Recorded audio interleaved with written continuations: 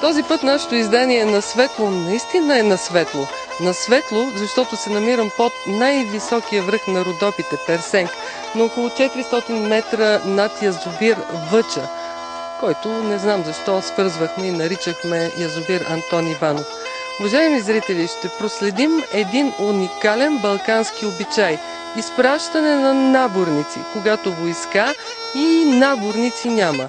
Момчетата не отиват войници, но момите, жените и мъжете все така се събират, жадни за кауза, за истинност, за съборност, каквато тук се е случвала по Илинден. Илинден по стар стил, 3 август.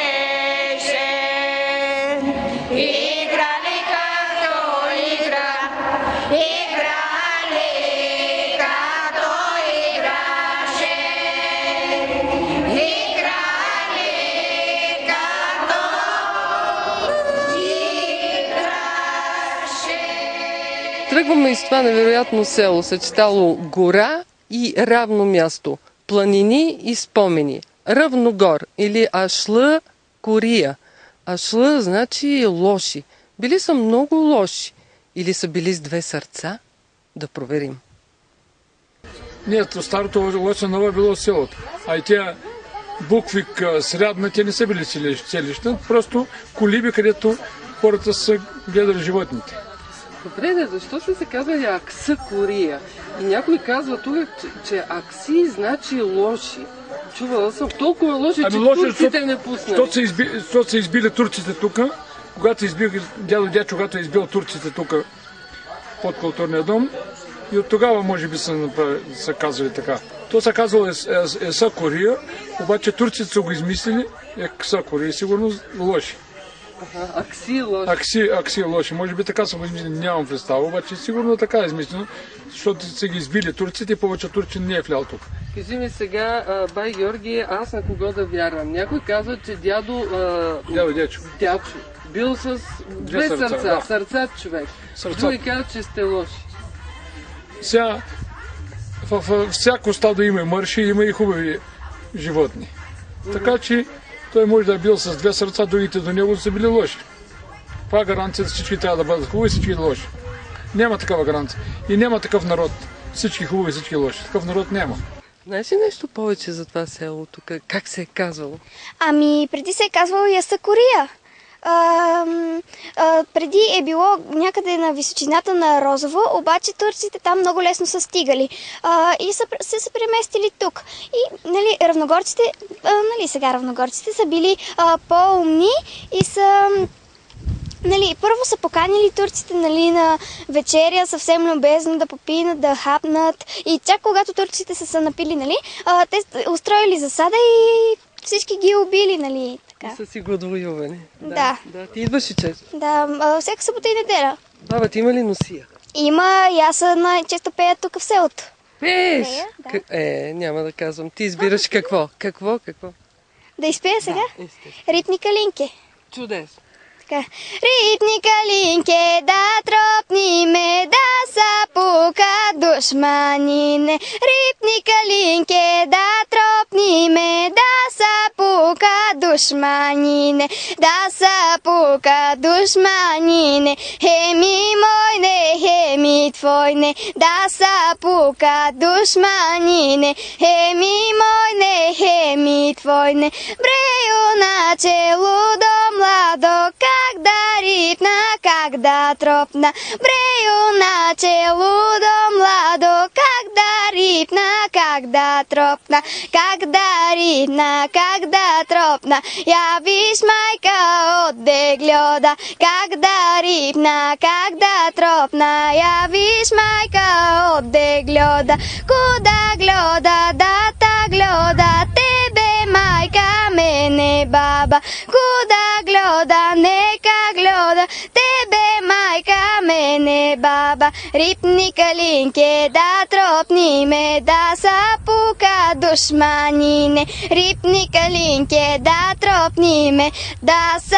пука душманине. Цяла България, всички родени в Равногор и имащи деца набор, който играе в момента, идват и си играят набор. По-рано бяхме много момчета.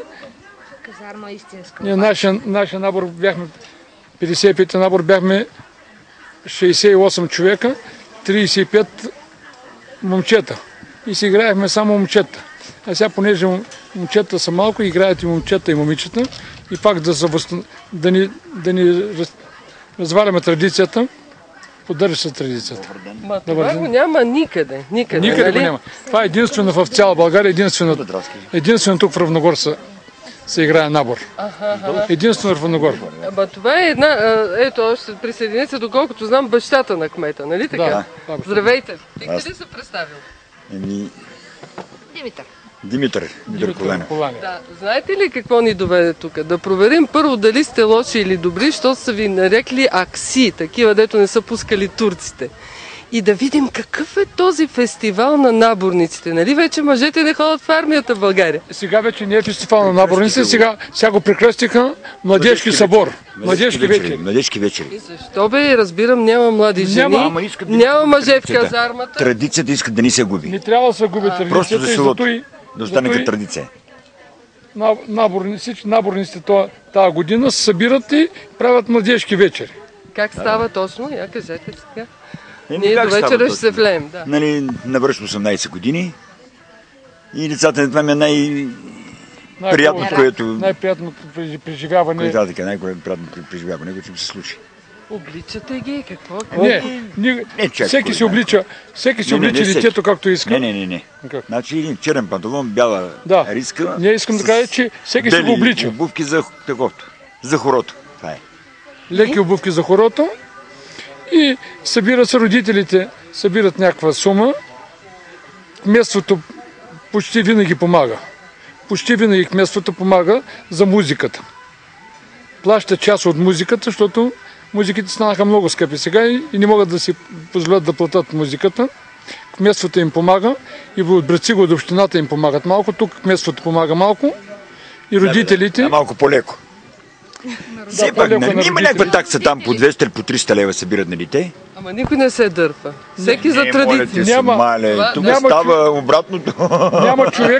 Няма равногорец, който да му стане детето за набор и да се откаже. Такъв няма. Аз не знам нещо друго да е обединило българите напоследък така. Аз какво да ви кажа? Сега, традиция. Аз ще ви кажа. Моята къща изгоря.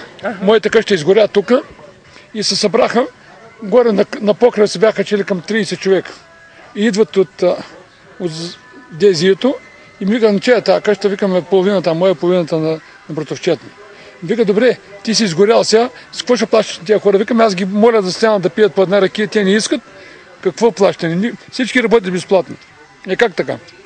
И тя вика, ако знаех, че има такива хора, вика, в планината, ще да докарам телевизията на моя сметка, вика, да покажа, че в Балкана още има хора. Ето дойде телевизията. Май не сте толкова лоши. Дойде. Как да сме? Тук можеш да намериш хора. Добри за българското, аз така решам. Да, за българското тук можеш да намериш хора. В полето тиква. Низ България, низ България, низ България, низ България, между Тракия, Абердано си, на моята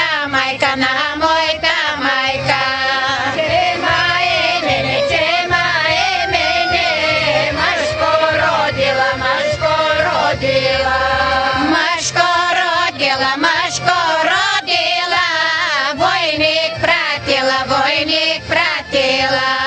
Войник пратила, войник пратила, трите години, трите години.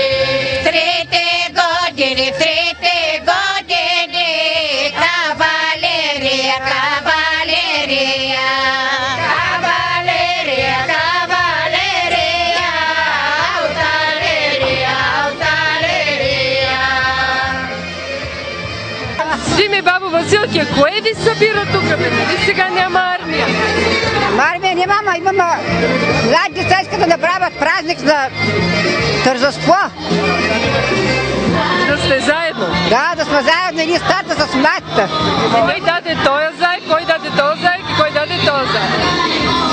И това даде братовчетка ми, втората ми братовчетка. Това даде моя приятелка и това друга моя приятелка, да. Харесва ли ти, бе? Какъв е смисъла на този обичай? И това си е от много време, от столетия, не знам, от много години. И си хубаво да си се поддържа традицията, да си познаваме наборниците, когато правим 18 години, преди да постъпим в казарма, от много години след. Добре, сега сме разгара на втория ден. Ти какво преживя? И много е хубаво, не знам. Много е хубаво. Не си го представях толкова хубаво. Какво ти се случи от сутринта до сега? Нищо. Казвай. Посрещахме гости, че ни черпих за пълнолетието, за изпращане като едно време и така.